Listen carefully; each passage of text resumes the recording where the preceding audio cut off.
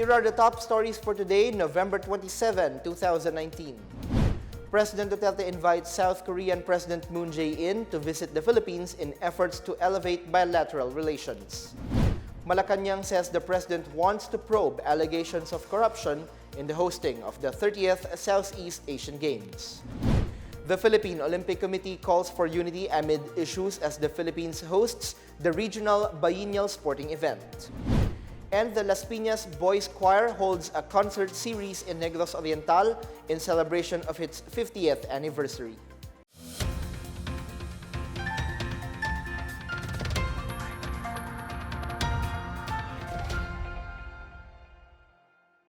Good day, I'm Bench Bondok. Welcome to the PNA Newsroom. Our top story tonight, President Rodrigo Duterte has invited South Korean President Moon Jae-in to visit the Philippines at the soonest mutually convenient opportunity. Malacanang on Tuesday said Duterte extended the invitation during his bilateral meeting with Moon on the sidelines of the 2019 ASEAN Republic of Korea Commemorative Summit. During their meeting, Duterte and Moon also agreed to elevate Philippines-Korea bilateral relations to a strategic partnership. The two leaders also witnessed the signing and exchange of key agreements such as Social Security Agreement, an implementing program for tourism cooperation, and a joint statement on progress in the ongoing Philippines-South Korea Free Trade Agreement negotiations. Agreements on education and fisheries cooperation were also signed in separate ceremonies in Busan. Duterte returned to Manila on Tuesday past 6 p.m. after a productive participation in the summit. His attendance in the ASEAN-Korea Summit is Duterte's second visit to South Korea. His first visit was in June 2018. Staying with Manila-Seoul ties, President Duterte has expressed support for South Korea in the peaceful resolution of the Korean Peninsula conflict. Defense Secretary Delfin Lorenzana said Duterte brought this up during his bilateral meeting with South Korean President Moon Jae-in on Monday. He said the Philippine government would be willing to provide South Korea any form of assistance within its capacity. Lorenzana, however, said Duterte did not push for the resumption of talks between North Korea and the United States, a close ally of South Korea. He said both the Philippines and South Korea have yet to consider holding joint military exercises as they have yet to forge a visiting forces agreement. Meanwhile, Lorenzana was hopeful that the Philippines could conclude negotiations with South Korea by December on the purchase of 2 corvettes that cost a total of 25 billion pesos. Lorenzana said the 2 corvettes would be used to patrol the Celebes and Sulu seas. Dalawang corvettes naman to. Mas malit ng konti, mas mabilis. Inaayos pa namin yung financing kasi nga wala tayong pera na pang bayad kaagad. If they can give us generous financing that we can pay maybe in a period of 3 to 5 years later on, siguro gagawin nila yung corvettes natin. Shifting gears now, Malacanang on Tuesday said Vice President Leni Robredo is bound to make even more mistakes after her pronouncement that she would not stop in her fight against the illegal drug trade despite being fired as the anti-drug czar. Presidential spokesperson Salvador Panelo made this comment after Robredo said her job is far from over but has only just begun, although she no longer co-chairs the Interagency Committee on Anti-Illegal Drugs. Panelo also shrugged off the question posed by Robredo, asking the president what he was afraid of the public knowing about his drug war. He said Robredo is free to release her findings on the anti-narcotics campaign. He, however, pointed out that Robredo should have immediately released her findings on the drug war while she was anti-drug czar and not after she was dismissed. Nung sinasabi niya, hindi pa siya tapos. Hindi pa raw. Naniniwala ako, hindi pa nga siya tapos sa kapalpakan. Kasi sunod-sunod na palpakan yung ginagawa niya. Ito yun. Nagsimula pa lang siyang gumawa ng mga mali. Marami pang maling gagawin yan bilang isang opisyal. At yung sinasabi niya, ano yung pinakatakot ni Presidente? Yan ang tinatawag natin sentido común. Kung meron tinatago, ay bakit mo papapasukin yung isang kalaban? May kalaban siya supposed to be. Tama. Nasa oposisyon eh. Tama. Di ba?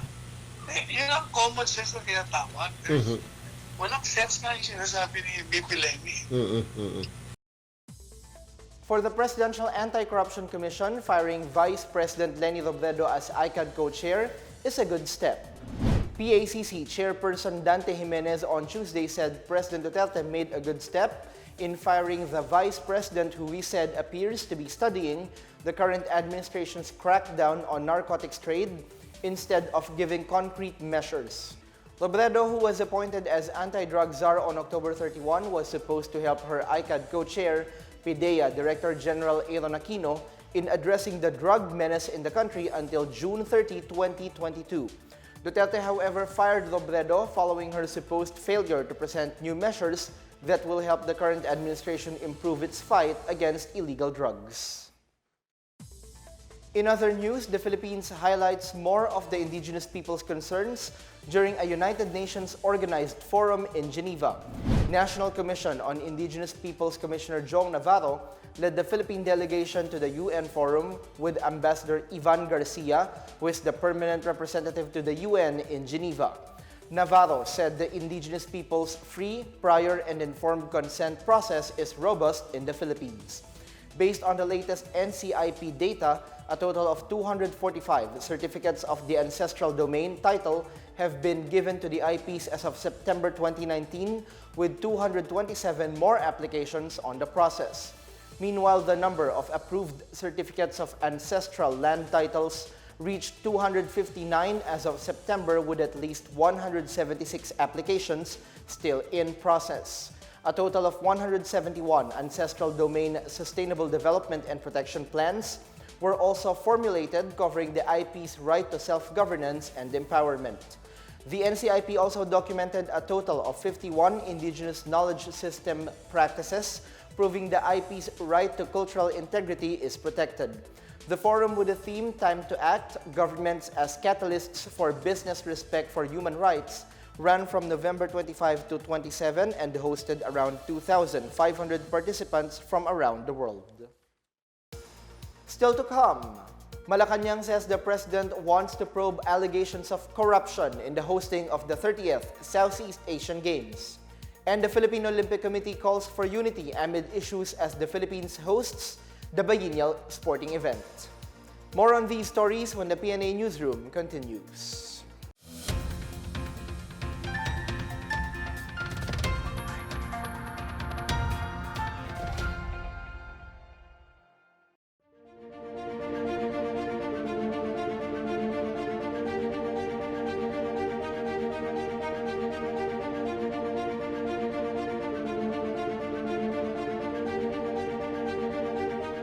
I assure you that the Philippines will continue to find common cause and purpose with the Republic of Korea towards enhancing our bilateral engagement and promoting peace and stability in the region. The elevation of our relations will pave the way for our two countries to engage in greater cooperation that will lead us to common prosperity.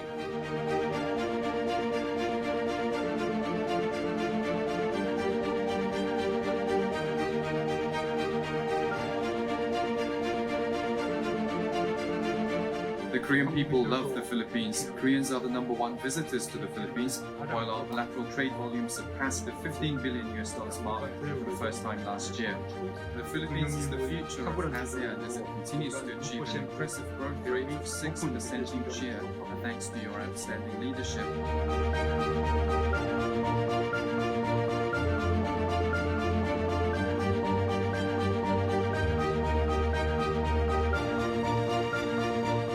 The past 7 years, decades have witnessed the level of our interactive rights.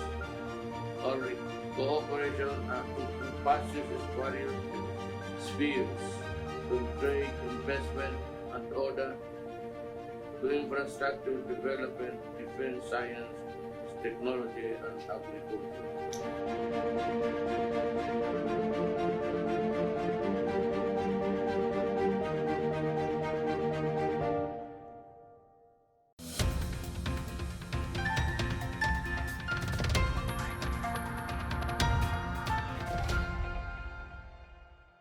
You're still watching the PNA Newsroom. President Duterte is eyeing an investigation into allegations of corruption hounding the Philippines' hosting of the 30th Southeast Asian Games.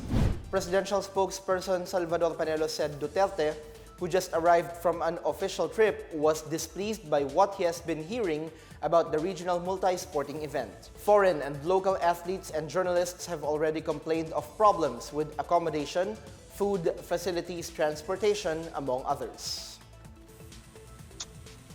Noong si Presidente, nakausap ko siya kagabi, hindi siya masaya sa mga naririnig niya. Kaya sabi niya kailangan ayusin nila yung ginagawa nila para hindi tayo mapapahiya sa pagbansa. Mananagot yung mga may kasalanan. Kung meron man. Pero alam mo, may nabasa ako ngayon na parang liham galing sa Singapore National Olympic Committee, SNOC. Oo, mukhang hindi naman daw totoo yung mga balita. Gaya daw nung pagkain ng ikim, hindi naman daw totoo yun. Alam mo, sir, Process naman daw pinakain. maraming fake news nga ho. May sa bagay, yung iba umamin na. Yung Philippine Daily Inquirer, yung pinakita nila na football stadium na sira-sira, sabi ng Binyan Laguna, hindi sa amin yan. Yan yung sa UP. Mali ang litrato ninyo. Nag-apologize na po ang Inquirer at sinabing sorry. Number 2, yung nag-viral na bandera daw ng Pilipinas, ginawang tablecloth sa pagpapakain sa ikanga mga atleta, hindi rin daw po yun part ng SEA Games. Inamin na rin po ng ABS-CBN. Ang hindi na lang po umaamin ay yung Rappler, yung Philippine Sports Arena na sinabi nila hindi pa tapos, tapos na po yung Philippine Sports Arena. So, marami pong mga fake news din. Ganun pa man, pinapaimbestigan pa rin ni Pangulo kung ano man ang mga Tama. irregularidad at mga incompetence o corruption na napabalita sa dyan. So, kung may... Kaya nga pinapabalitin. Kung may korupsyon ito, sigurado sir, may mga gugulong na ulo siguro. Ano, Secretary? Oo, siyempre accountable yung mga tao dyan. Oo. Meron nga. A press briefing was held this morning on security preparations for the 30th Southeast Asian Games. Let's watch this. We welcome everyone to this press conference that we have called to inform the public of the final inspection of security measures and other preparations that the Department of Interior and Local Government and the Philippine National Police have been doing to provide security for all events and venues of the 2019 Southeast Asian Games. As the friendliest and most hospitable people in Asia, and maybe in the world, we call on Filipinos everywhere to cheer our athletes in these games and play their part in ensuring the safety of all the athletes. With this, the Philippine National Police maximized the deployment of PNP personnel for the said event on November 30 to December 11, 2019. A total of 27,442 PNP personnel have been deployed to secure the delegates and their billeting areas. Staying with the SEA Games, Philippine Olympic Committee President Abraham Tolentino on Tuesday appealed to all Filipinos to stand as one as the country's hosting of the 30th SEA Games is ready to go full blast. The POC chief reminded everyone that it's only the 4th time the Philippines is hosting the SEA Games after 1981, 1991, and 2005, and the next hosting will not come until 10 or 12 years from now. He described what happened as minor glitches and urged the public to focus on the athletes so that we will not only win as one, but stand as one in hosting the SEA Games. In related news, the Department of Tourism is now in touch with all hotels and related industries engaged in the 2019 Southeast Asian Games as it assists the Philippine Southeast Asian Games Organizing Committee in welcoming the foreign athletes. The DOT said it assigned personnel to be present during all airport reception and departure activities for all SEA Games delegates in coordination with FISGOC. Meanwhile, it called on the public to unite and promote the Filipino brand of hospitality it is known for. Some SEA Games teams have earlier aired frustrations on social media over issues on accommodations and upon arriving at the airport in Manila.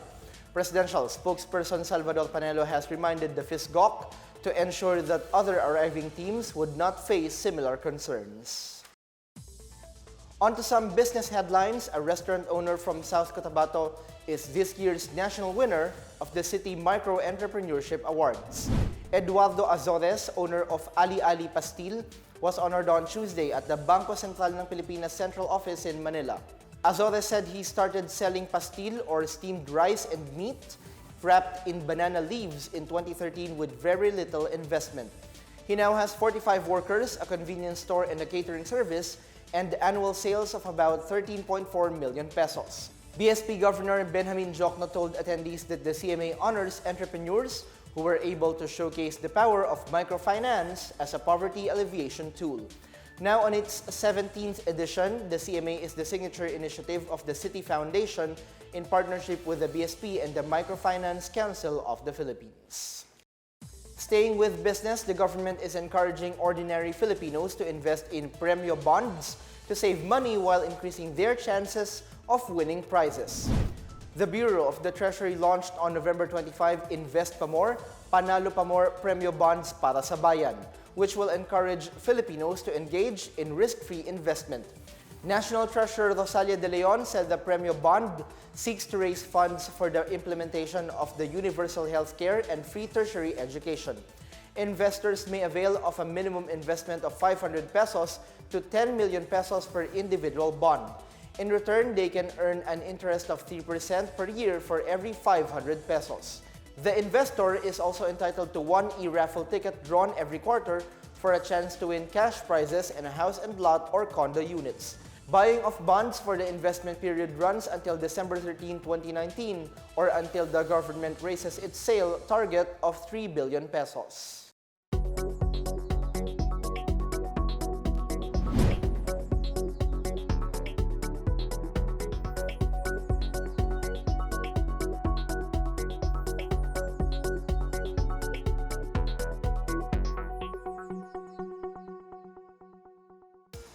Up next, President Duterte expects the results of the investigation of PCSO officials accused of corruption by January next year. And the Las Piñas Boys Choir holds a concert series in Negros Oriental in celebration of its 50th anniversary. Back after a quick break, stay with the PNA Newsroom.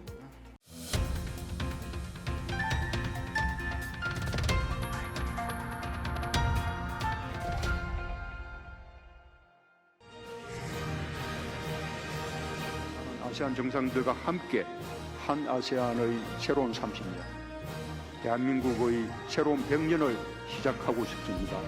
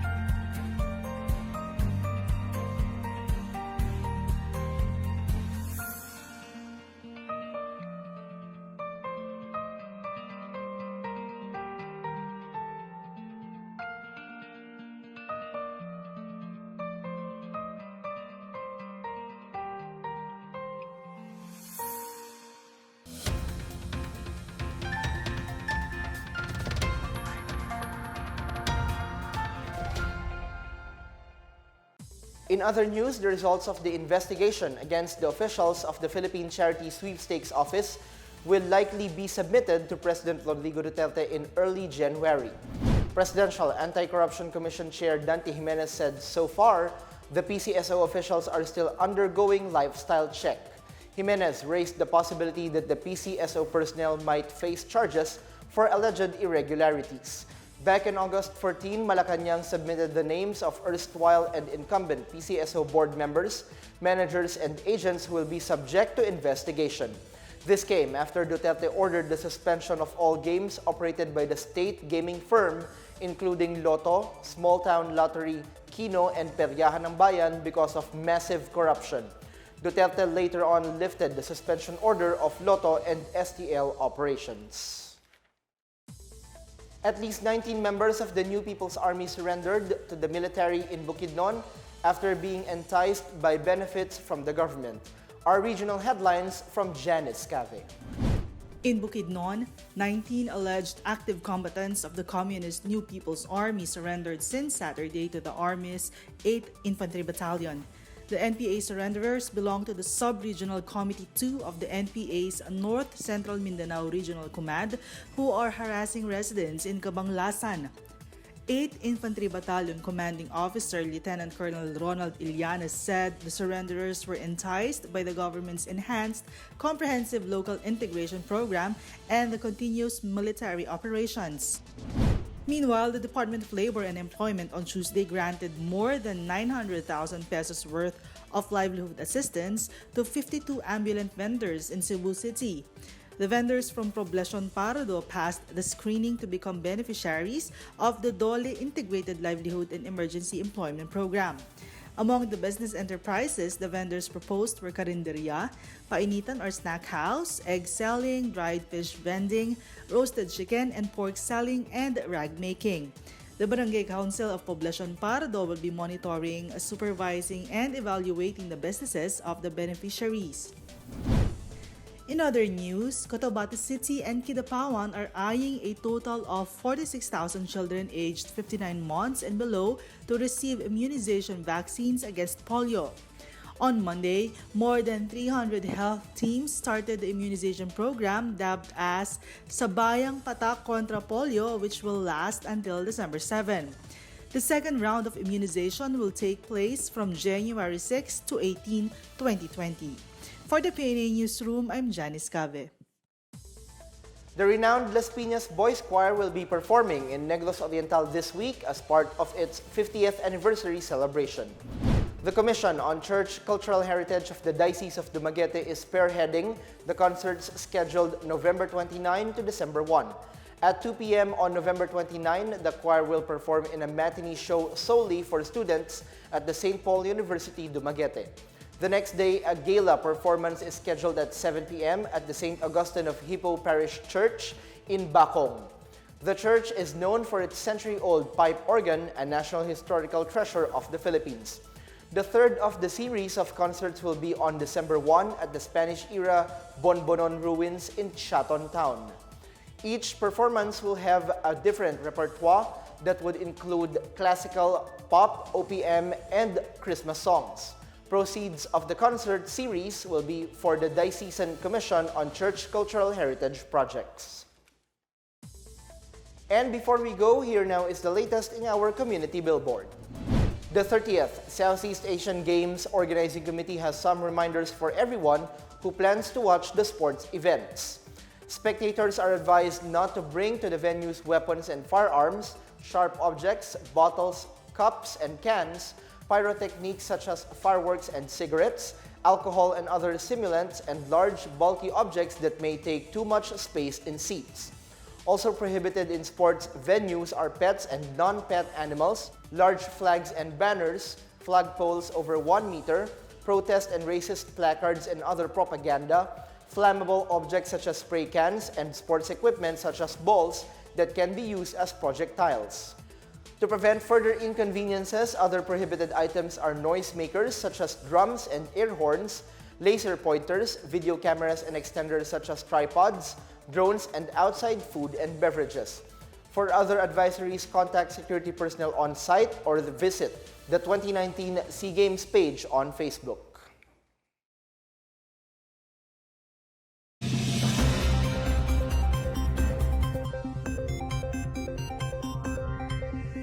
patuloy na lumalakas at isang severe tropical storm na. Itong binabantayan po natin na si Bagyo with international name na Kamuri. Huli itong namataan sa layong 1,645 kilometers sa silangan po ng Visayas. Taglay ang hangin ng 95 kilometers per hour malapit sa sentro at may bugso naman hanggang 115 kilometers per hour. Base po sa kinikilos at galaw nito, ay posibleng pumasok ito ng ating Philippine Area of Responsibility sa darating po na linggo, that's December 1.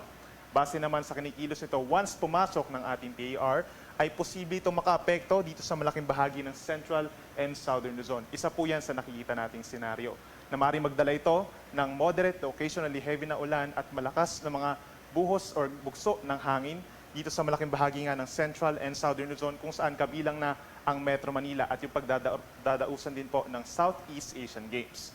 Yung ikalawa naman na senaryo natin ay posibleng dumikit ito sa may Northern Luzon at hindi naman magla-landfall pero makakaapekto pa rin po sa malaking bahagi ng Northern and even Central Luzon at patungo naman ito sa may Southern Islands of Japan. Kaya't patuloy na magantabay sa ipapalabas po na updates ng pag-asa. Samantala, for the next 24 hours, meron naman tayong amihan or northeast monsoon na nakakaapekto po dito sa Northern Luzon. For the next 24 hours, asahan ang maulap na kalangitan dito sa may Cagayan Valley and Cordillera Administrative Region dahil sa amihan. At asahan yung mga kalat-kalat na light to moderate rains. Dito naman sa natitirang bahagi ng Luzon, kabilang ang Metro Manila, asahan naman bahagyang maulap pa rin na kalangitan at minsan nagiging maulap at meron din pong tsansa ng mga pulo-pulo at may hinang pag-ulan. Dito sa Tuguegarao City, maglalaro lamang mula 22 hanggang 25 degrees Celsius ang temperatura. Sa Lawag City, medyo malamig din po, 24 hanggang 29 degrees. Habang sa Baguio naman, pinakamalamig pa rin, mula 14 hanggang 24 degrees Celsius. Sa ibang lugar, such as Metro Manila and Angeles City hanggang 32 degrees, Tagaytay hanggang 29 degrees Celsius, at dito rin sa Lipa and Legazpi City naman hanggang 32 degrees Celsius. Sa ating mga kababayan dito sa Central Visayas, particularly dito sa may Cebu, Bohol, and Negros Oriental, asahan ng maulap na kalangitan at meron ding kalat-kalat ng mga pagulan and thunderstorms within 24 hours dahil dun sa trough o yung outer portion nitong si tropical or severe tropical storm Kamuri. Habang dito naman sa may Western Visayas and Eastern Visayas, bahagyang maulap at minsan maulap na kalangitan ng mararanasan within 24 hours at mataas din po yung tsansa ng mga pagulan lalo na sa hapon hanggang sa gabi. Dito sa Metro Cebu, temperatura ay 26 hanggang 32 degrees Celsius. Dito sa Bacolod hanggang 32 degrees din. Habang sa Tacloban naman hanggang 31 degrees Celsius. Panghuli sa ating mga kababayan dito sa Mindanao, meron ding epekto ng trough ni Kamuri, itong ilang bahagi po ng Mindanao, kabilang na ang Caraga Region, Davao Region at Northern Mindanao. So asahan yung kalat-kalat ng mga pag-ulan at pagkidlat, pagkulog. Sa natitirang bahagi naman ng Mindanao, Zamboanga Peninsula, Bangsamoro and Socsargen, partly cloudy to cloudy skies naman at meron din mga localized thunderstorms.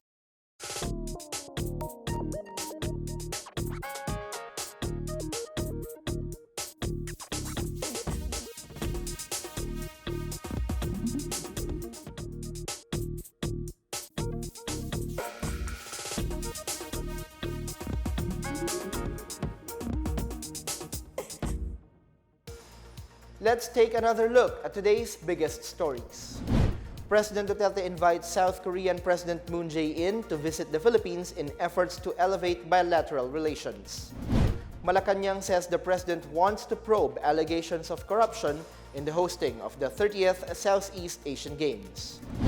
The Philippine Olympic Committee calls for unity amid issues as the Philippines hosts the regional biennial sporting event. And the Las Piñas Boys Choir holds a concert series in Negros Oriental in celebration of its 50th anniversary. Thank you for watching another episode of the PNA Newsroom.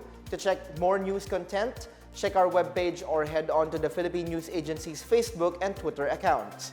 For more stories about the government and how it serves Filipinos, look for these hashtags in all of our social media platforms and websites. We are shown on the pages of the PCOO and its attached agencies. Also watch us on television and PTV4 and IBC 13. And that's your daily dose of the biggest stories that you need to know from the PNA Newsroom. I'm Bench Bondok. Good evening.